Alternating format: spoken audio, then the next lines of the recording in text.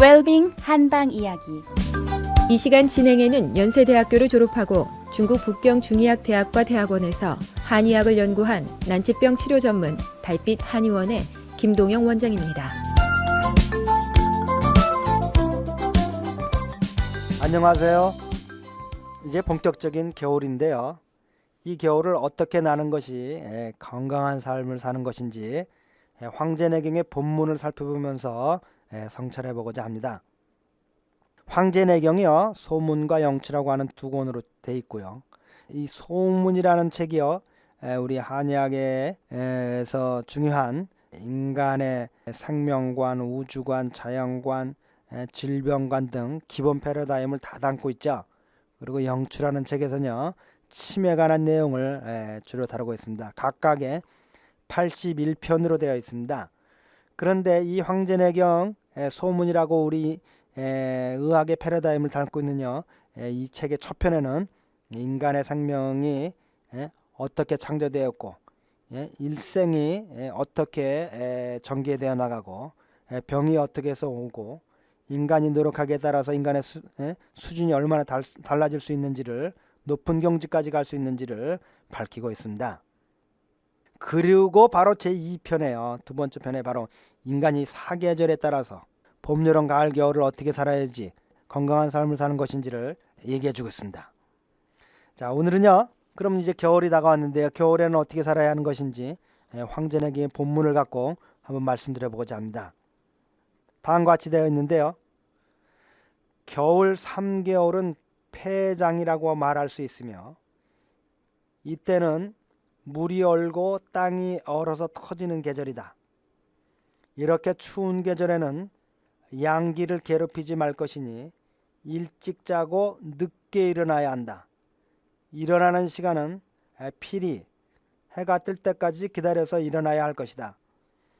또한 마음속에 마치도 그 무엇인가 계획을 품고 있으나 밝히지 않는 것처럼, 또한 마음속에 그 무슨 비밀을 감추고 있는 것처럼, 또한 무언가 자기가 얻은 것이 있는데 그것을 밝히지 않는 것처럼 그렇게 마음을 유지하고요, 차가운 기운과의 접촉을 피해서 몸을 항상 따뜻하게 하고 과도하게 움직여서 땀을 흘리지 말아야 하니, 땀을 흘리게 되면 양기가 피부로 새어나가게 되니까 이를 새어나가지 않도록 잘 보존해야 할 것이다.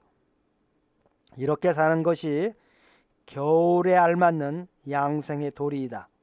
이러한 양생의 도리를 거역하게 되면 신장의 기운을 상하게 될 것이고, 그러면 봄이 돼서 사지가 말라 비틀어져 제대로 움직이지 못하는 병에 걸릴 것이다. 이는 겨울을 잘못 나서 봄에 생성하는 기운에 응할 내부의 생명력이 준비가 제대로 갖추어지지 않았기 때문에 일어나는 현상이다. 이렇게 되었습니다. 어떤 느낌을 가지셨습니까? 우선 겨울을 폐장이라고 했는데요, 이는 막을 폐 감출장이라는 뜻입니다. 겨울은 모든 생명이 추운 기운으로부터요, 자신을 보호하기 위해서 외부로 들어오는 기운을 다 막고 그 안에 숨어서 지내는 계절이라는 겁니다. 어려서요, 동물들이 겨울잠을 자는 것을 배우면서요, 참으로 신기했습니다. 그런데요, 황제내경을 보니까요, 세상 만물뿐만 아니라 인간도 그렇게 겨울을 나야 건강하다 가고 있는 겁니다. 또 양기를 괴롭히지 말라고 되어 있습니다. 어떻게 하는 것이 양기를 괴롭히는 것입니까? 추운 기운에 자주 노출되는 것이요, 양기를 괴롭히는 것이죠. 추운 기운은 제일 먼저 우리 몸의 양기를 손상한다고 계속 말씀을 드리고 있죠. 따라서 황제내경에서는요, 겨울에 자주 추운 기운에 노출되어서 우리 몸의 양기를 괴롭히지 말라고 한 것입니다. 이렇게 우리 몸의 양기가 손상받지 않기 위해서는요, 제일 먼저 해가 없는 시간에는 가능하면 활동을 자제하라는 것입니다. 해를 중시하는 이 밑바닥에는요, 우리 몸의 생명현상에 관한 더 심오한 내용을 담고 있습니다. 우주의 모든 생명과 진리가 이 빛 속에 있다고 하는데요, 우리 몸이 어떻게 되어 있는가 하면요, 해가 뜨면 우리 몸속의 양기도 우리가 침대에서 일어나기 시작해서요, 우리 몸 밖으로 나와서 우리 몸을 지키기 시작하는 겁니다. 그리고 해가 중천에 뜨면요, 이 양기들도 아주 왕성하게요, 우리 몸 밖으로 나와서 활발하게 활동을 하면서 우리 몸을 지키는 겁니다.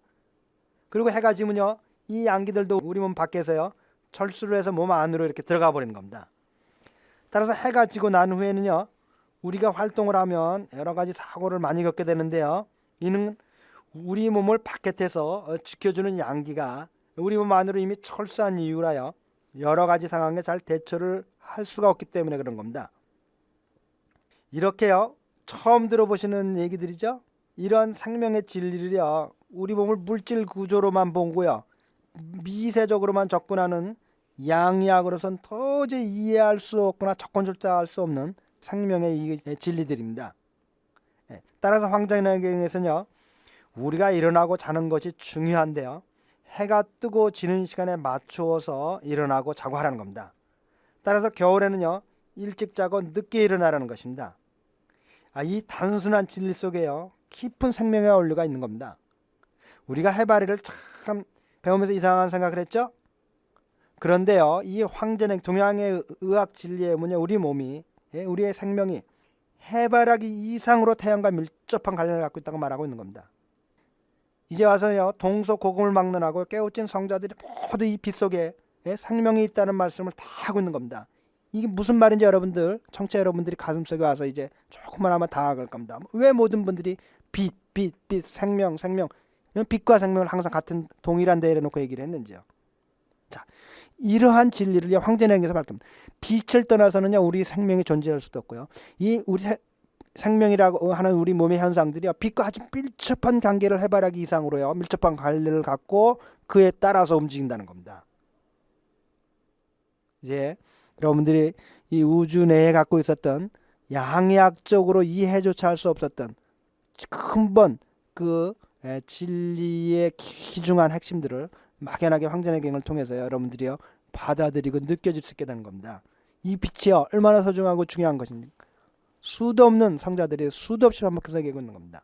자, 그럼 내일 다시 마저 살펴보도록 하겠습니다. 모두들 빛과 사랑이 충만한 건강한 하루 되시기 바랍니다. 달빛 아니온 원장 김동영이었습니다.